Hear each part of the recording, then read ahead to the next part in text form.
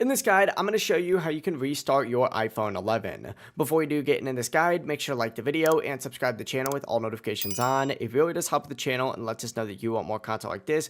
We'd greatly appreciate it, and if at any point throughout this guide you do have any questions, just ask them down in the comment section below and we can help you out further. I'm going to be doing my best to reply to every single comment down there. Now, there is two ways in order to go ahead and do this. If you don't want to use physical buttons, maybe for example they're not working, you're going to want to begin by opening up your settings and scrolling down till you see the general tab. Once you're on the general tab, scroll all the way down and you're going to see a shutdown option on here. Select this and you'll see the option to slide to power off. Swipe it all the way to the right and your iPhone will completely shut down and the screen will turn fully black. Whenever it's fully black, press and hold the power button until the Apple logo does appear and your iPhone will then boot back up normally.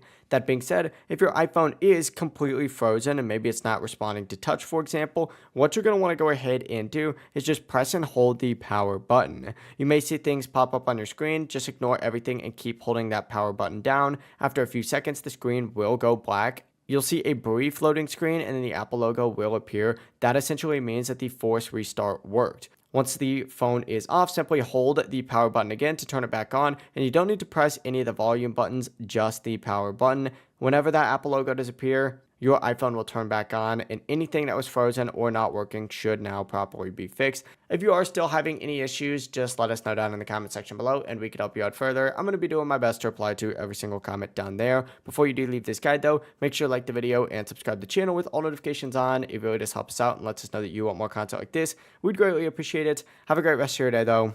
Peace.